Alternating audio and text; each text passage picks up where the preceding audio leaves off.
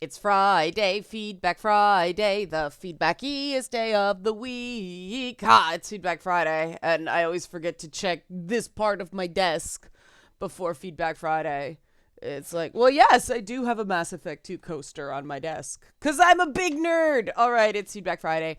Um, uh, let's just start. I'm just, right now, part of it is allergies, and I've spent so much time at the dentist lately that I've been neglecting the doctor. So I have to go to the doctor to get a bunch of blood work, but also while I'm there, get the prescription allergy meds renewed. And I don't like taking those because they dehydrate me, but I'm starting to get swelly eye face. But yeah, let's just do the help support this channel stuff and then we'll move on. Help support this channel. Become a monthly patron, patreon.com/LeannaK, or buy a one-time Leanna Care session for someone who can use it but can't afford it, coffee.com/LeannaK. You can also sign up for monthly supports for people on Ko-fi, however it's pronounced. 4 sessions a month are being donated by subscription, by membership. That you go to membership on Ko-fi, and that's where you find that. And we have 6 people who need it. I have somebody who I'd like to take on regularly who would be a 7th. So twice a month I think is better than once, but even once a month can help someone out. And the comments we'll get to this Feedback Friday add into why. But I have a few random ones. A lot of people commented on, my particular neurodiversity, the whole synesthesia stuff. Part of the reason I like patchwork things like this, they're harder and harder to find. It's usually but I like the patchwork because like the shapes and the colors and everything like that make me happy.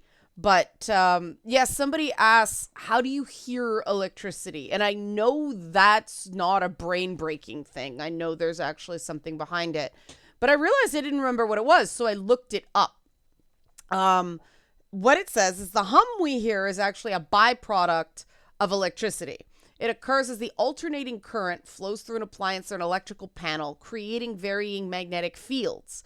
These magnetic fields cause internal components of the transformer to vibrate, often of a frequency of 50 to 60 hertz, which is in the range of human hearing. Generally, appliances or devices which operate at high voltage will produce more audible sounds, while low voltage items may only be heard by a select few. So I'm one of those select few that hears relatively low voltage things. But then there's also things like if my cell phone is too close to the wire of my headsets, it creates a buzz. Now the buzz thing is because I've done audio, I do audio for audiovisual stuff, and hum is bad, buzz is bad. Stop the buzz. But the other thing that drives me crazy is the ice maker in my fucking fridge. Now it's good I hear it, because that means the motor is stuck by the ice getting stuck inside of it. But holy shit, I bought that thing for resale value because people told me it was better for resale value. And I like having ice when I need ice, but it's overactive on the ice, and it is a lifestyle now, and I hate that buzz. Adulting, right? Okay, but that is the science behind why some people hear that electrical buzz. The thing that is brutal on me, partially because of the eye sensitivity, but also because of the sound, is fluorescent lighting. Oh God, those old school panels. I can hear almost every single one of those fucking things and it drives me crazy. Brah. All right. So the other one, I'm glad somebody spoke from lived experience when I said that has got to drive people crazy. This was on the Two Women Talking. By the way, buy Calidus Chronicles by Song W. Airdson. It's on Amazon. Thank you for the people who have bought the book. People are buying the book. Yay, let's keep it going, because purchases early on boost the Amazon algorithm. And it's a really pretty book. She did all the art and all the layouts and everything like that. She's super talented. So she did like everything herself. Okay, I helped output some PDFs, but it looks great. It reads great. By Calidus Chronicles Volume 1. But somebody said, they're Norwegian, and they said, yeah, Nazis calling themselves sons of Odin and things like that makes me furious. Same with transphobes and homophobes being wannabe Vikings, thinking they're so manly and badass. So I'm glad somebody actually weighed in and went, yep, I am the person you're talking about. I don't like it. Yeah. So thank you for that. So now we're going to get into the meat of this Feedback Friday, because there were some really strong responses to the whole criticism discussion. There is every single time. This is a very polarizing topic, and I want to try to get into it without making anyone feel criticized, ironically, because this is tender stuff. And sometimes I do the you want to go thing just because I'm a gamer, and if somebody's going to come at me being all nasty, I'm not going to take it seriously. But this I do take seriously.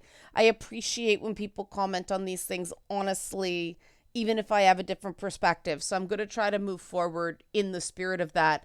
Don't forget the workshop on not beating yourself up, April 29th, 1 p.m. Saturday, Eastern Time. Link in the description box for tickets. And if you could join the It's Not Therapy mailing list on nottherapyshow.com, it'd really help me out, because we're trying to build that, because it's part of the thing we want to take to would-be sponsors. If you're interested in sponsoring a show, send me a message.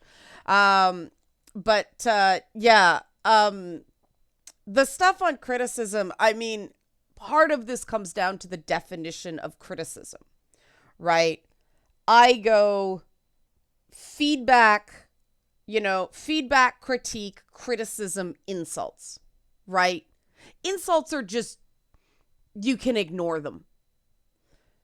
Criticism hurts, but can't necessarily be ignored. You can't ignore it. You can go, no, I don't think that's right. But ignoring it, no, not the best idea. Critique is better, because critique is actually, well, this could be stronger, but it doesn't cause pain. And then there's feedback, which, doesn't cause pain either.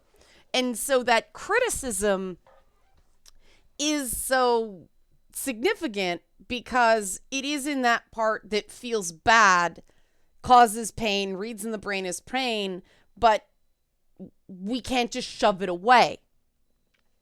And that's why when people say, oh no, I enjoy criticism, I'm like, no, you don't. You don't. Your brain doesn't. And I'm very concerned about people who say that. You enjoy feedback. You may enjoy critique because it makes you better. But you don't enjoy the process of being criticized. You don't. It is painful to your brain. And convincing yourself that you do indicates that you are doing some damage there. Because what you enjoy is getting better. You don't enjoy being criticized, right? Trust me. But it is important to draw those distinctions, because just because we ultimately make something good out of something, doesn't mean we like the process. And that is something that needs to be okay to say.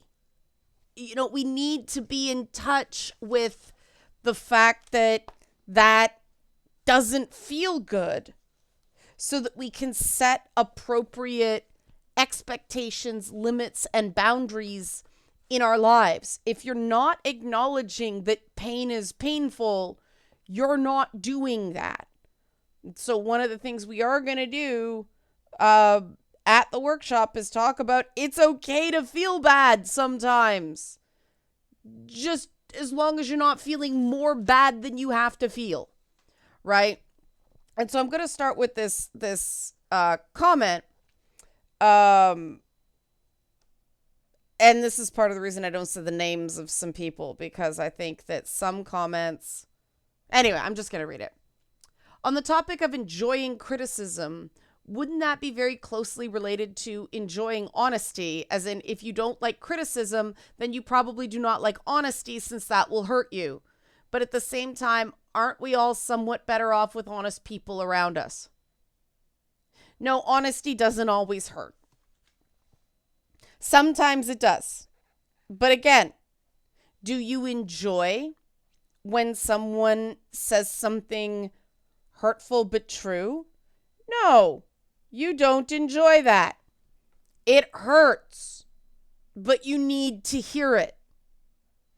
And saying, I want people to be honest with me, does not mean it's necessarily going to feel good when they say something that's hard to hear. Furthermore, there's a difference between honesty and brutality. And too many abusive personalities say, I'm just being honest, when what they're actually being is cruel. A person who is truly honest, and this is something I have to watch, because the way I talk to myself is quite blunt. And though I was socialized in a majority Black neighborhood, and so what's considered just talking there scares white people. Yes, I'm aware I'm white, but there's a difference between white folk and white people. And so something may be not intended to hurt, and yet it does. And a person who's just being honest with you instead of being cruel cares about that. And I see a lot of people who aren't in touch with that run away from relationships that are good for them and run to relationships that are actually abusive, because they think that the abuse is honesty. They think that what's real is what hurts them, and anybody who doesn't hurt them is just being fake. Now, that doesn't mean that a caring relationship doesn't produce hurtful moments, right? That doesn't mean that sometimes people have to tell you something even though you don't want to hear it, right? It may cause someone pain to set a boundary, but you still have to respect that boundary. And I find it interesting that the person who made this comment, not naming names, but keeps doing something that I have asked them not to do. They're trying to be cute about it, but they're not respecting when I said that bothers people, cut it the fuck out. Interesting. And again, I'm not naming names. I just thought that the particular, there's sort of a lack of self-awareness thing. And if this person really does value honesty, they'll just take the comment there that, if you truly believe this, act like it. I do find also that most people who claim they enjoy honesty and they enjoy criticism,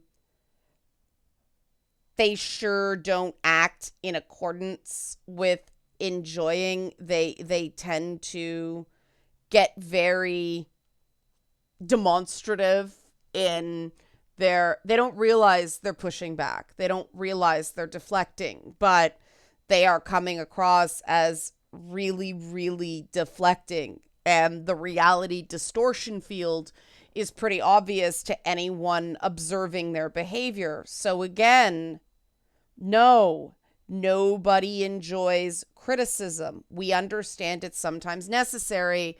That's not the same thing. Moving on to the next comment. I think some people may actually enjoy criticism. Yes, it's painful, but so are spicy peppers and running marathons. Yet these are things people actually enjoy. And like running and peppers, there's a potential benefit for enduring the pain, which can in turn lead to the brain processing them as enjoyable. Massive spicy food fan here.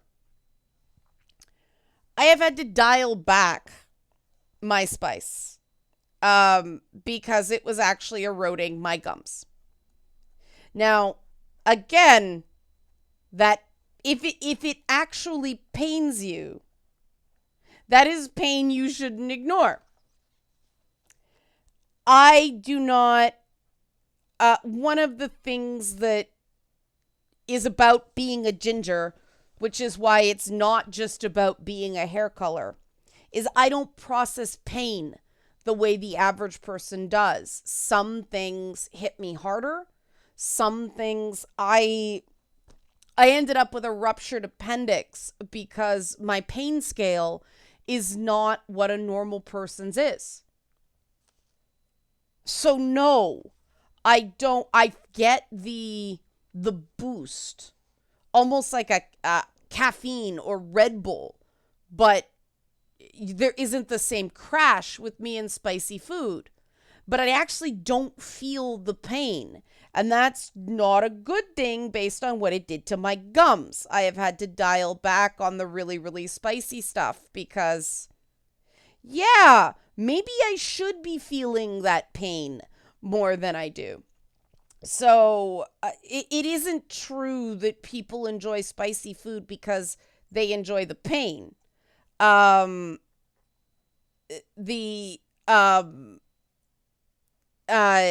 It's actually we process pain differently. And that's true for things like BDSM, suspension art, that stuff. Some people get a euphoria from certain types of pain. And that is a physiological response. So that is not them enjoying pain. That is a commingling with pain and pleasure.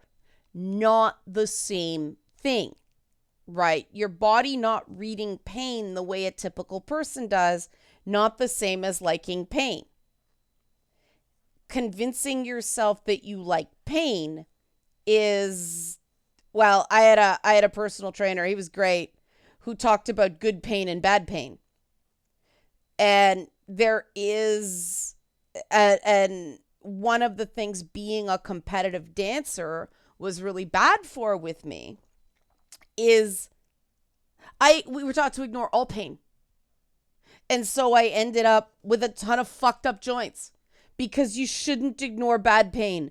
Pain's there for a reason, but how do you know the difference between good pain and bad pain when you're told to push through all pain? The truth is it shouldn't be agonizing. There's a difference between a stretch and pain. And I was taught wrong as a kid. You shouldn't push yourself into pain.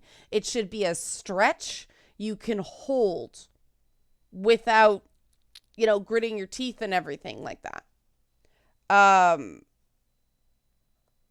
Pushing your endurance doesn't mean pushing yourself into injury.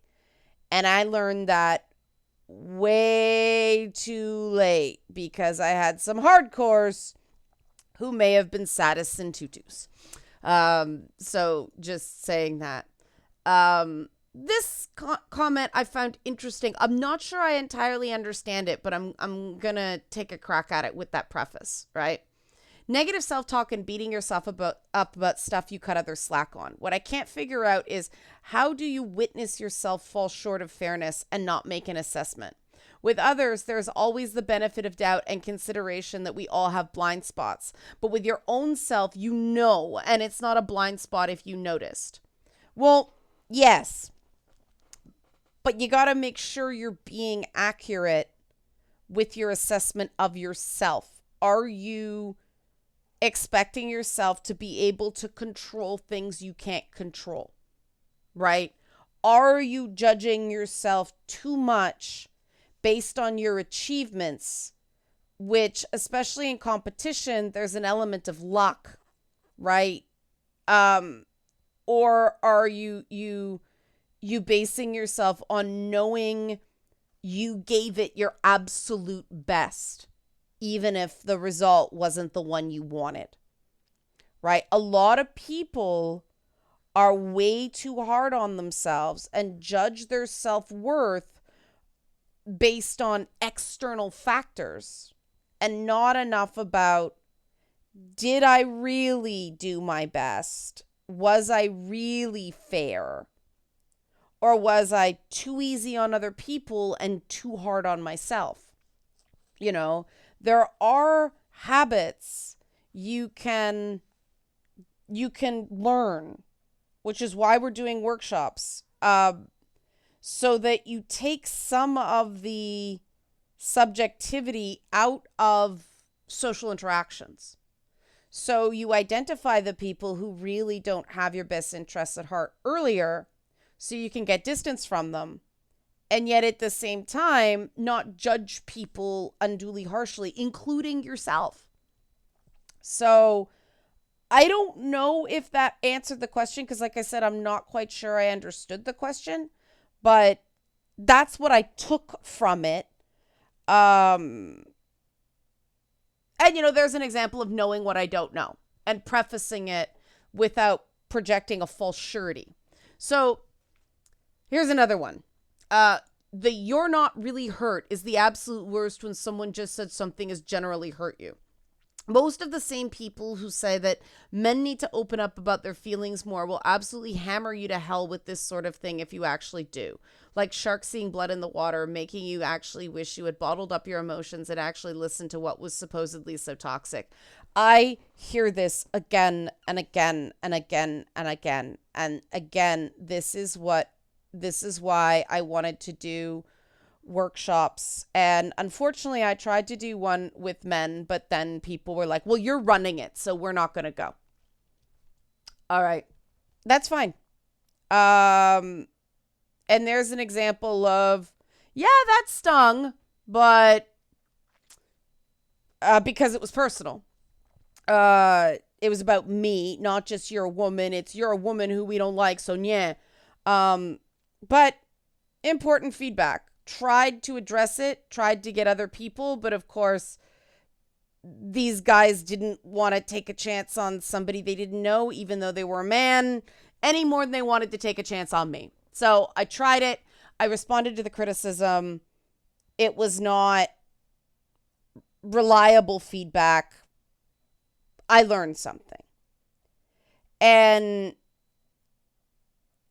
this is a very real thing that is complex.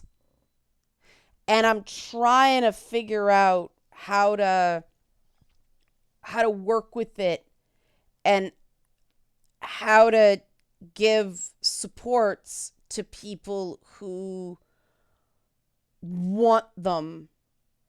But it's hard because by the time you get to someone as an adult, there's so much scar tissue around that wound, because that is an invalidating statement, right? You're not really hurt. You know you're hurt. You can feel it. You know you are.